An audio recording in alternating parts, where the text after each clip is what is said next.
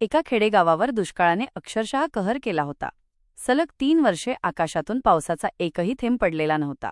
जमीन तडकलेली होती, विहिरी कोरड्या पडल्या होत्या, शेतं उजाड झाली होती आणि माणसांच्या मनात एकच प्रश्न घोळत होता, आता पुढे काय?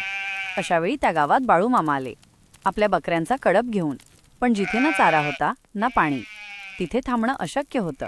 मामा शांतपणे परत जाण्याचा विचार करत होते, पण गावकऱ्यांना माहीत होतं, हे साधे माणूस नाहीत, हे असामान्य सत्पुरुष आहेत. मामांना पाहताच लोकांची गर्दी जमली. डोळ्यात पाणी, हात जोडलेले आणि कंठ दाटलेले. ते म्हणाले, तू साधा माणूस नाहीस, तूच परमेश्वर आहेस.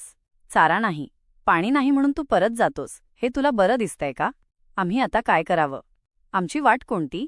आम्ही कसं जगावं मामा? बाळूमामा एक शब्दही बोलले नाहीत. आणि तेव्हाच गावकऱ्यांनी एक कठोर निर्णय घेतला. पाऊस पडल्याशिवाय मामांना सोडायचं नाही. 3 दिवस 3 रात्री मामांना एका खोलीत कोंडून ठेवलं गेलं. 4थ्या दिवशी अचानक मामा शांतपणे म्हणाले, मला घराच्या धाब्यावर जायचं आहे, आज पाऊस पडेल. लोकांनी लगेच मामांना मोकळं केलं. मामा धाब्यावर उभे राहिले, आकाशाकडे हात उंचावले आणि हळूच काहीतरी पुटपुटले. क्षणभर सगळीकडे पूर्ण शांतता होती. आकाश निरभ्र होतं, एकही ढग नव्हता. लोक एकमेकांकडे पाहू लागले आणि तेवढ्यात क्षितिजावर एक लहानसा ढग दिसला.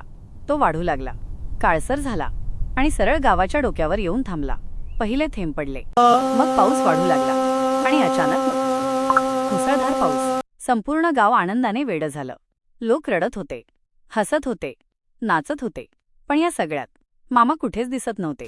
ते कधी निघून गेले हे कोणालाच कळलंच नाही. आणि एक आश्चर्यकारक सत्य, बाळूमामा आपल्या संपूर्ण हयातीत त्या गावात पुन्हा कधीच गेले नाहीत. जय बाळूमामा.